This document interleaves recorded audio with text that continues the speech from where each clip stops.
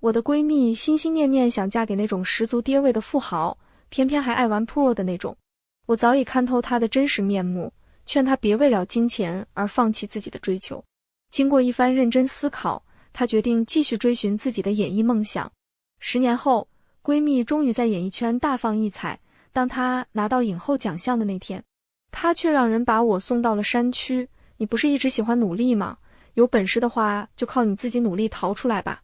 原来这些年她一直怨恨我阻止她，让她这么久才过上奢华的生活。当我再一次睁开眼睛，竟然回到了富豪向她求婚的那天。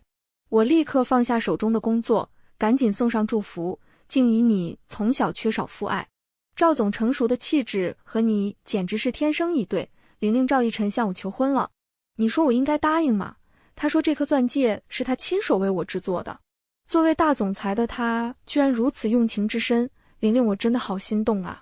一枚方形的钻戒出现在我面前，方静怡满脸期待地看着我。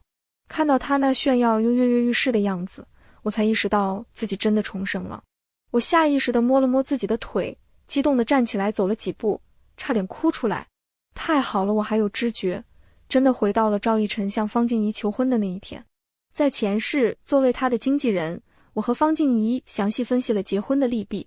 他正处于事业的上升期，未来充满无限可能，不必为了婚姻断送自己的前途。再说，赵逸晨是二婚，虽然他已经离婚，但对外从未公开过。如果现在答应他的求婚，势必会背负小三的骂名。方静怡经过一番犹豫，最终还是拒绝了赵逸晨的求婚。他说等他在事业上有所成就，拥有与赵逸晨匹配的地位时再与他在一起。可赵逸晨并没有等他，转身娶了另一位女演员。那个18线的小演员被赵逸晨重金捧红了，而方静怡则是一部部电影稳步前进，整整10年才获得影后。得奖那天，我在后台激动地等着他庆祝，却等来了不速之客。他竟然让人打断了我的腿，把我绑起来卖到了山区。我绝望地让人打电话问他原因，方静怡冰冷的声音从电话那头传来：魏玲，你还有脸问我为什么？要不是当年你阻止我嫁给赵逸晨，现在享受一切的就是我依然不解。可是你现在是最炙手可热的影后，不比依附男人强。赵逸晨的那位太太不过是昙花一现，如今在圈内已查无此人，而你却是闪耀的新星，难道这不比依附于男人来的强？方静怡冷笑着说，你知道我走到今天经历了多少磨难吗？我最恨的就是你说再努力一下就能成功，我原本在10年前就能过上梦寐以求的生活，都是你害了我整整10年。说完，他让人用刀划伤我的脸。你不是喜欢努力吗？有本事的话，就靠你自己努力逃出来吧。他说完就挂了电话，而我重伤被卖到一个与外界隔绝的山沟里。在那里，我遭受着折磨和凌辱，却因为双腿受伤无法逃脱。我在那里失去了人权，只是一个生育工具，怀孕后因难产被剖腹活活痛死。而这一切都是因为我让方静怡拒绝了赵逸晨的求婚。想轻松当富太太，真是天真。这一世我不仅要成全她，还要让她见识到没有我的日子，她能否享受到那些奢华的生活。玲玲，你这是什么意思？方静怡不安地看着我。我知道赵逸晨结过婚，可他已经离婚了。你是我最好的朋友和经纪人，我真心想要你给我一些建议。如果你不同意我嫁人，我也会听你的。方静怡咬着下嘴唇，眼中流露出期待和贪婪。我突然明白，既然她已经决定嫁给赵逸晨，为什么还来问我的意见？她这是想要两全其美，既想嫁给富豪当阔太太，又想在娱乐圈继续发展。让我来收拾烂摊子，想的倒是挺美好。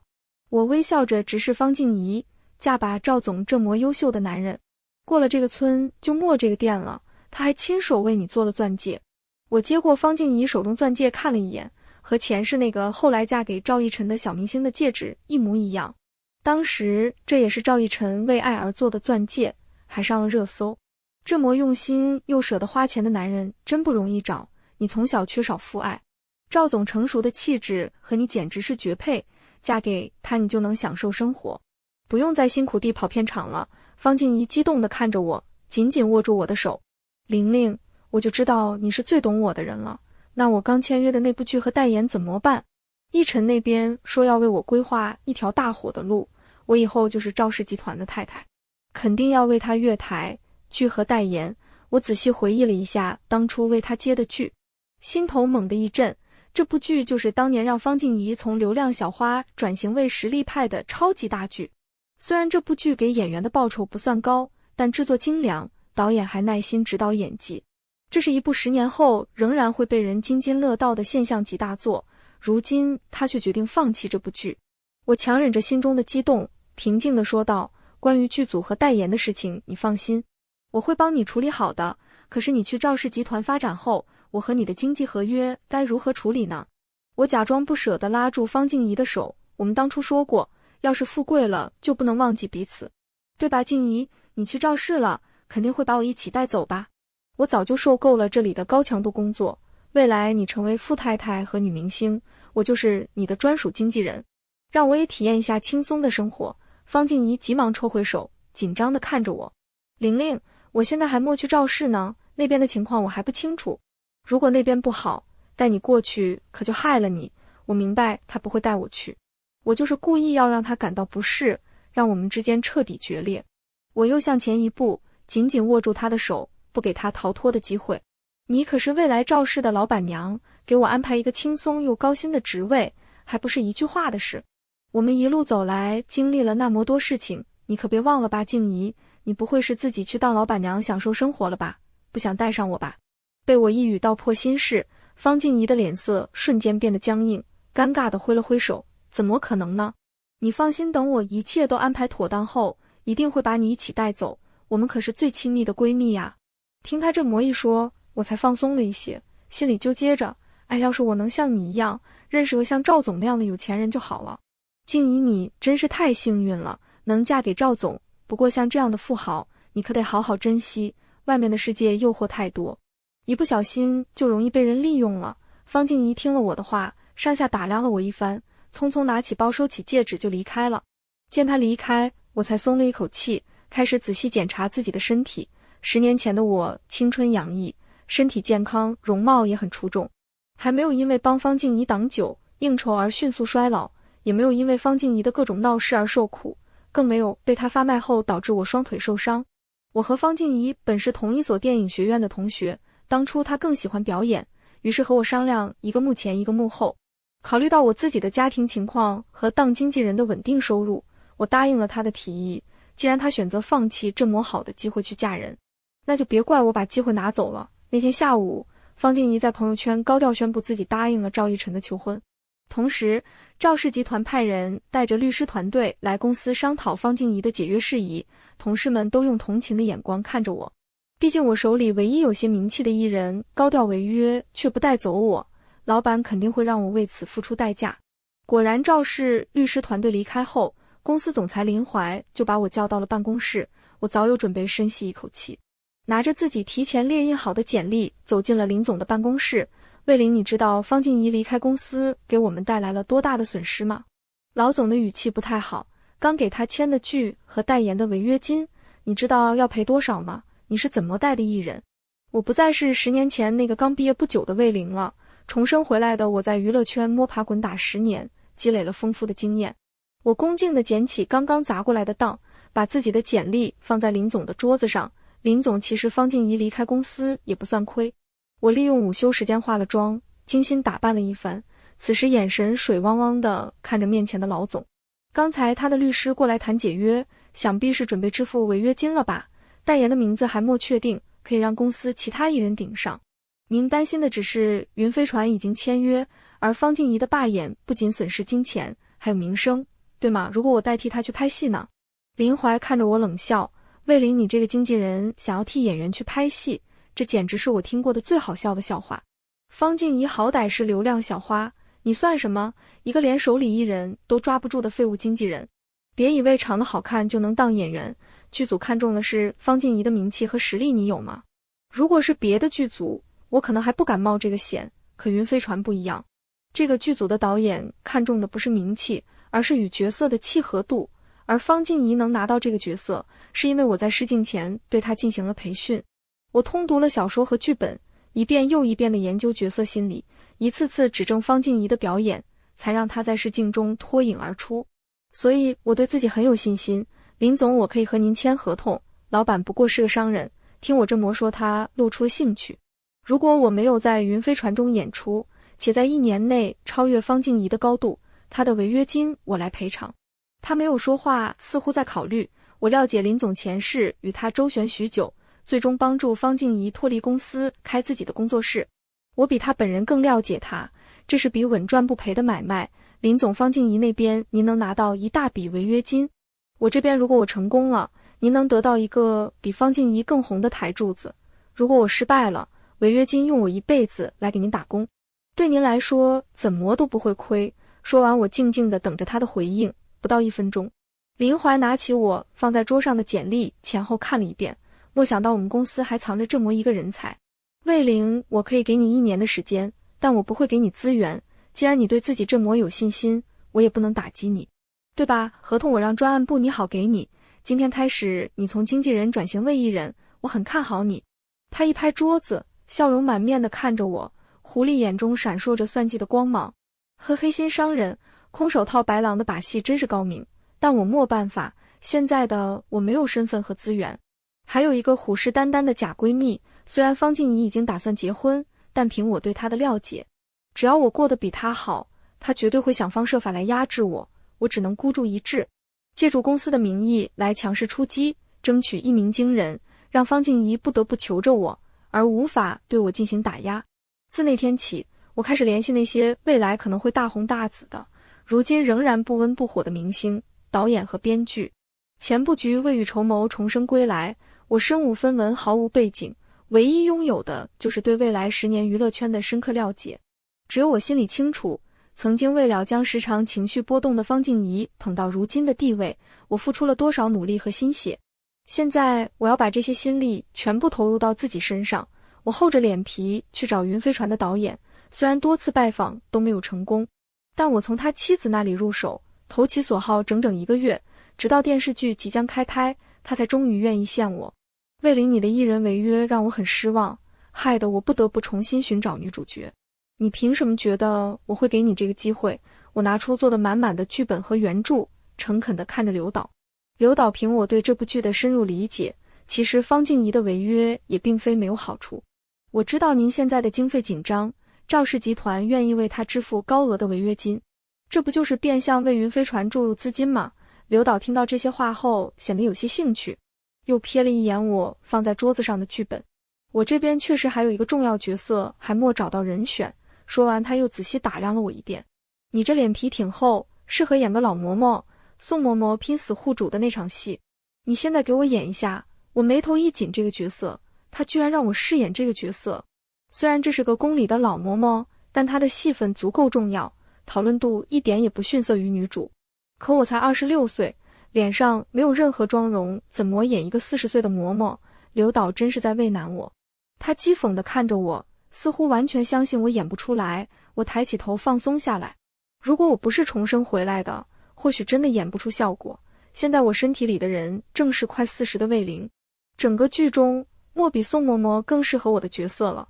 我调整了脸上的表情，把刘导当成女主，开始念第1句台词，一切顺理成章。我说完最后1句台词后，再次看向刘导，他脸上没有任何表情，嘴上却松了口。魏玲这个角色给你也行。我心里欢呼，出演云飞船意味着火，更别提宋嬷嬷这个重要角色了。我能遇见那个方静怡不要的未来在向我招手，我能比她走得更高更远。耳边又传来了刘导的声音，不过我有个条件，方静怡的违约金你去谈，谈到多少你的戏份就有多少。我立刻答应，脸上挂着恭维的笑容。谢谢刘导给我这个机会，我一定把宋嬷嬷演成女主。方静怡的违约金就算刘导不提我也会去要，更何况现在官方给了我授权，让我光明正大的让方静怡出血。在赵氏集团旗下的娱乐公司找到方静怡时，他正在高高在上的指挥导演调整他的新剧镜头。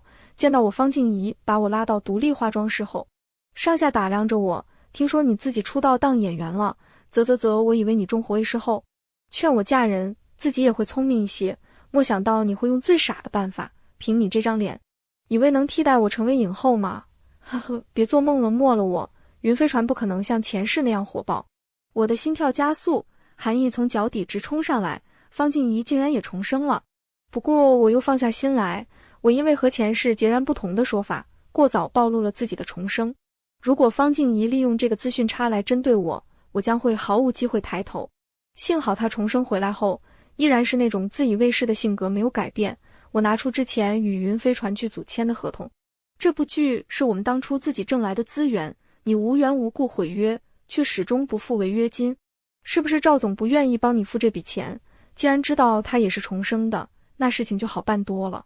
我一副了然的样子，看着方静怡愈发精致的脸说道：静怡，上一世我就跟你说过，男人靠不住，你偏偏不听，现在好了吧？才几百万的违约金他都不愿意帮你付，别说以后开公司了。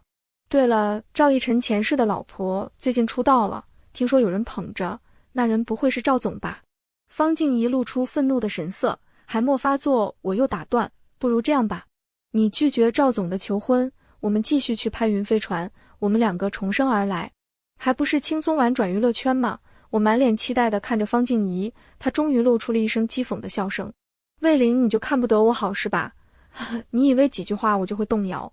现在我们都不是一个阶级的人，我捏死你跟捏死一只蚂蚁一样简单。我一个人就能成为娱乐圈最火的顶流，最犟的资本为什么要带上你？区区几百万我都看不上，你还得亲自跑过来，果然是没出息的奴才命。他高傲地拿起手机，往我银行卡里转了500万违约金给你，多出来的就当是打发乞丐了。魏林，别出现在我的生活里，我能卖你一次，还能卖你第二次。他云淡风轻地说出这句话，我却感到一阵恐慌。他全都记得自己前世如何对我，却还一副什么事都没有发生的样子。可我现在没有和他抗衡的资本，只能收起我的利爪。我假装害怕地收回合同，静怡，我不会再打扰你，你能不能高抬贵手，放我一马，陷我示弱？方静怡满意的点点头，对，这才是奴才该有的样子。魏林，我最喜欢你这能屈能伸的样子，拿着钱滚，我不希望以后再见到你。说着他拿出手机，把我微信和所有联系方式拉黑，将我赶出片场。方静怡以为羞辱了我，偏偏为我提供了最大的便利。我连着片场的 WiFi， 用方静怡还没登出的微博账号，高调官宣了他和赵逸晨的恋情，并了赵氏集团的官方微博。事件还未发酵，我迅速拆除手机卡，把旧手机扔在片场的角落，潇洒离去。不到1小时，方静怡小三上位，是道德的沦丧还是人性的扭曲？迅速冲上热搜，赵氏集团迅速进行公关。方静怡哭着录制视频称她的账号被盗，发的内容并不是她的。狗仔们见状立刻发布了他们2人约会的照片，没有人会相信她的说辞。赵氏集团甚至发布了报案声明，但偏偏他的新剧投资方正是赵氏集团，男女主角正是方静怡和赵逸晨，这下子他怎么也无法洗脱嫌疑了。吃瓜群众开始挖掘两人的关系时间线，这件事情的热度持续了很久，直到赵逸晨和方静怡一同直播宣传新剧，并顺势官宣。方静怡娇羞地依偎在赵逸晨的肩头，沉浸在要成为赵太太的美好幻想中，完全没有察觉到周围人投来的冷漠而阴险的目光，满脸的不耐烦，丝毫没有爱意。所以静怡，你发的官宣资讯是你自己发的吧？赵总这样一位钻石王老五确实需要好好把握。主持人尖锐的问题让本就面色不佳的赵逸晨更加阴沉。方静怡尴尬地解释，那是我们提前商量好的，对吧，逸晨？我没有等赵逸晨的回答就结束了直播，继续专注于剧本。怀疑的种子一旦种下，以赵逸晨的商人性格，方静怡的结局肯定不会好到哪里去。而我拿着他给我的违约金，直接进了云飞船剧组，开启了为期9个月的拍摄。巧的是，上一世宋嬷嬷的扮演者如今成了女1号，而我则接替了她的位置，展现出了另一种风格。随着拍摄进展的加深，刘导对我的态度也发生了变化。9个月的时间很快流逝，剧组的每一个人对云飞船都充满了信心。然而在电视剧尚未播出之前，方静怡却带着投资高达1个亿的古装宫斗剧《元后传奇》进行大肆宣传。这部在前世并不存在的剧，无论是宣传片还是剧情内容，都与云飞船如出一辙。只是我们的成品还没剪辑完成，方静怡的剧却已经开始热身准备上映了。这简直就是赤裸裸的抄袭。如今云飞船的女主角谢轩气地指着元后传奇的宣传片，他们怎么这么厚脸皮，竟然还敢说是我们抄袭他们的？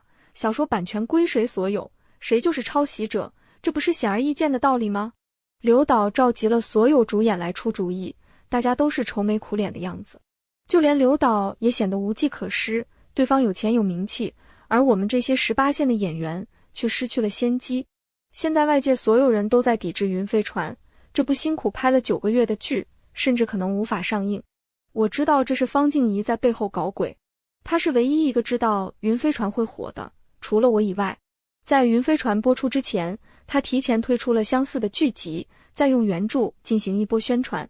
这其实未必是坏事。我快速浏览着方静怡找来的水军评论，既然他们敢造势，我们就可以顺势而为。正好我们剧组的宣传经费有限，这也算是替我们宣传了。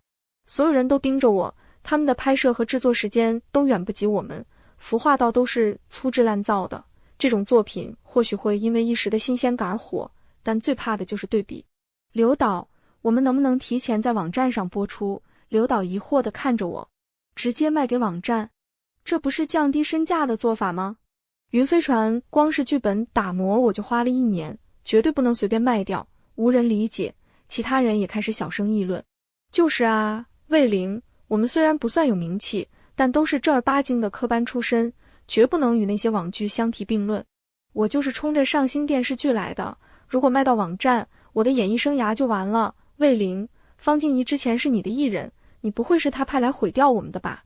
这句话刚说完，大家看我的眼神变得奇怪起来，他们在等着我的解释。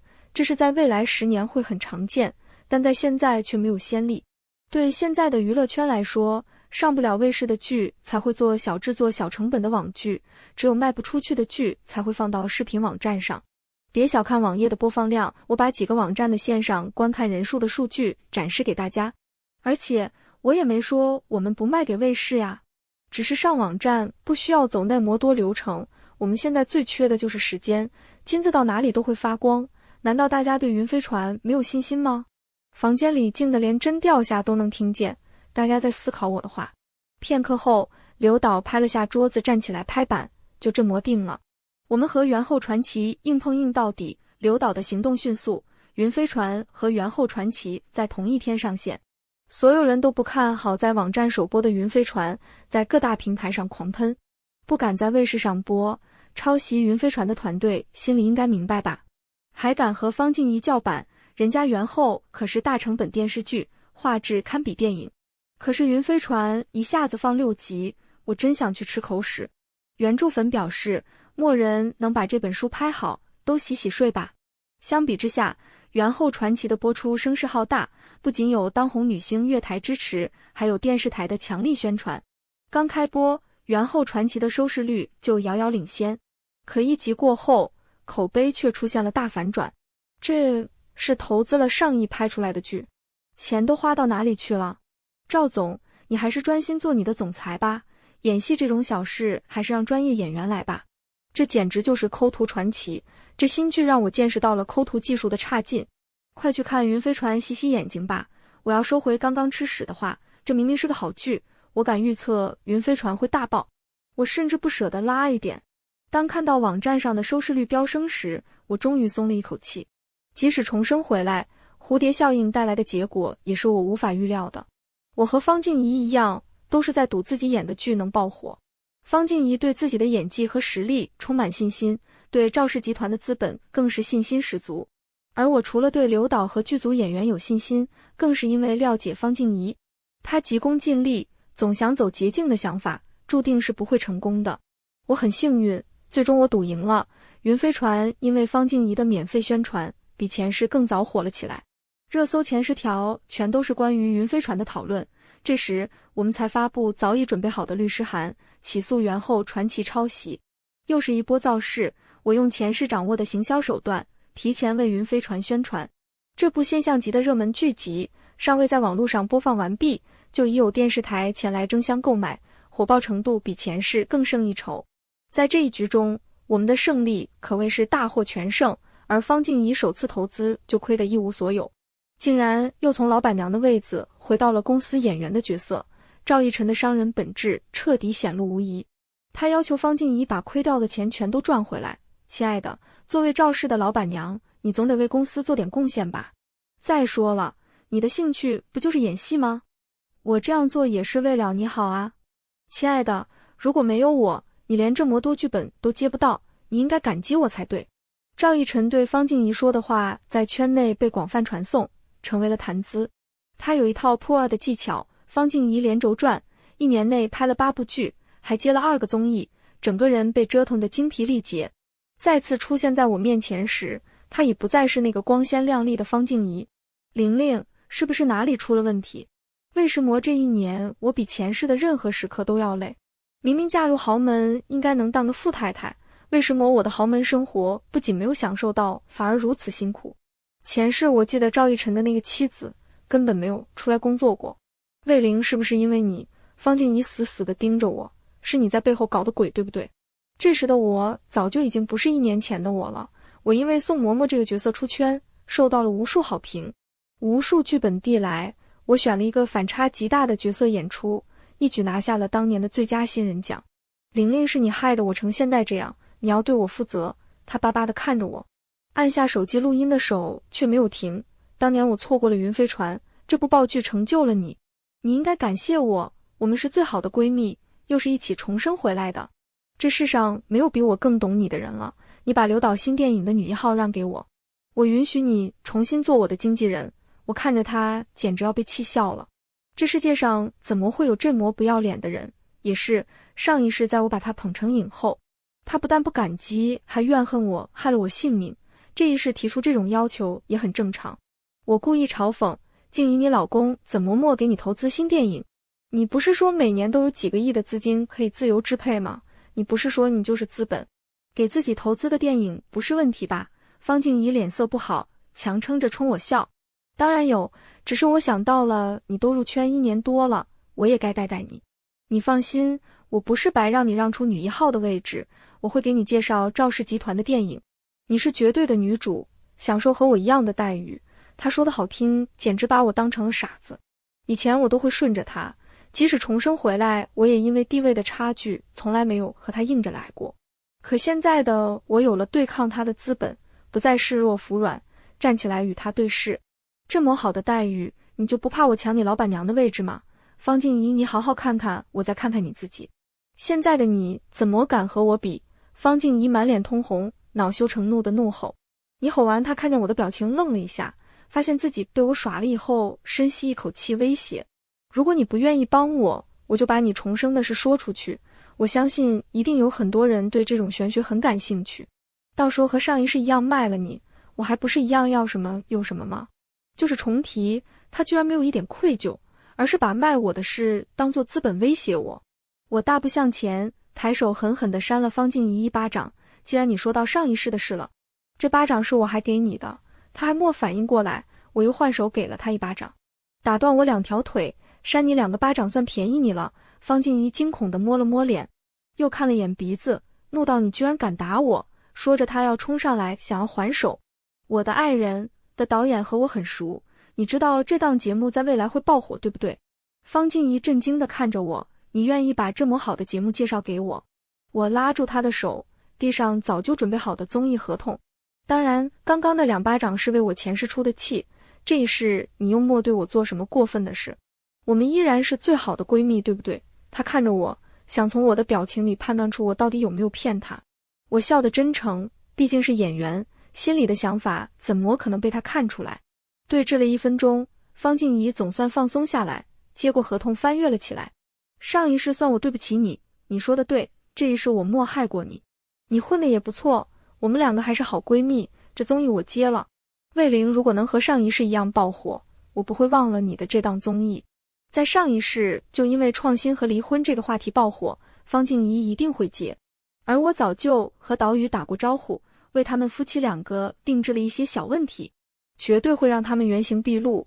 不知道方静怡是怎么说服赵逸晨的。他们真的去参加了综艺，综艺播出的第1期，我就作为观察嘉宾直播点评。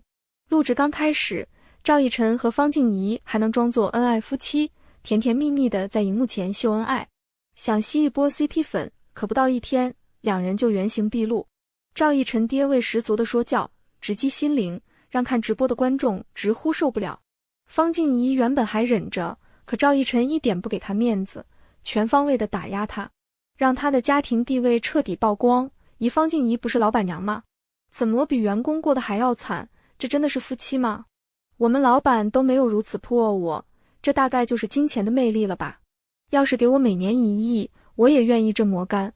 我靠着犀利点评出圈，热度并不比他们夫妻两个低。第一期节目结束，赵逸晨和方静怡黑红出圈，却爆发了有史以来最大的争吵。方静怡受不了自己平时行销的恩爱形象被赵逸晨完全破坏，当众反抗。赵逸晨脸色阴沉地看着他，语气冰冷，当初不是你主动曝光要求着嫁给我的吗？怎么现在不满意了？方静怡瞪大眼睛看着他，是你主动和我求婚，我们的结婚钻戒是你亲手做的，你都忘了吗？赵逸晨讥讽地笑着，这种骗小姑娘东西你也信？方静怡别给脸不要脸，你能跨越阶级嫁给我已经是你最大的幸运了，好好配合我，做个贤妻良母，不就是你最大的心愿吗？放心，我不会亏待你的。方静怡一把抢过赵逸晨的手机，那你说这是谁？手机里赫然是他前世妻子的照片。你是不是在外面找小三了？我不好过，我也不会让你好过。这段视频被人路透发到了网上，两人直接塌房。赵逸晨找人迅速公关，却只公关了自己部分的内容，他彻底放弃了方静怡。而方静怡退出节目后，再也没有出现在公众的视野。我的犀利点评出圈后，直接晋升成2线小花。这档节目结束后，我迅速进组，开启了新的演艺之路。再次听到方静怡的消息，是赵逸晨来找我的时候，刘导的电影杀青。赵逸晨作为投资方，请我单独聊聊，玲玲你的仇我帮你报了，你愿不愿意做我的女主角？赵逸晨开门见山，看着我的眼神里充满了算计，责怪不得他演的电视剧都红不了，演技实在太差了。我偷偷打开手机录影功能，好奇地问赵总，你在说什么呢？我有什么仇需要您出手的？赵逸晨一副胸有成竹的样子，你和方静怡的事他都跟我说了，就他还做梦当影后。你放心，我已经把他处理了，以后他再也不会来打扰你了。玲玲和方静怡结婚以后，我才知道我喜欢的是你，你愿意嫁给我吗？和我一起和赵氏一起走向辉煌吗？他单膝跪地，拿出那枚定制款戒指，这是我专门为你做的戒指，我相信你的野心配得上赵氏。我是真没想过赵逸晨会来这一出，他会不会太过于自信了？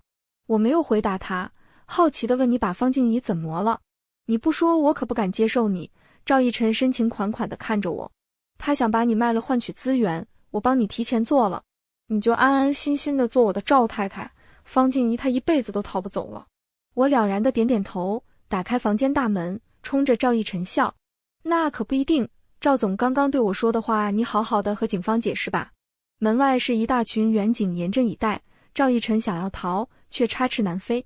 赵氏集团一夜倒台，赵逸晨被官方逮捕，等待起诉，大概一辈子都出不来了。方静怡被救出来时，已经有些神志不清，她神神叨叨地念着，不应该是这样的，我是影后，我是最炙手可热的3金影后，你们不能对我这样，魏玲一定是魏玲夺走了我的气运，你们去查她呀。静怡，你从小没有爸爸，缺了父爱，赵总浑身成熟的男人气息和你简直就是绝配，快把他抓起来研究。没有人信他，所有人都把他当作神经病，送进了医院。那时的我正收到万花奖的邀请，作为影后的最热门选手，准备着获奖词。刘导的新电影大爆，口碑和票房双丰收，而我作为女一号，彻底迈入了一线，成为最炙手可热的女演员。无论我有没有获奖，我重来的这一生都会是光辉耀眼的一生。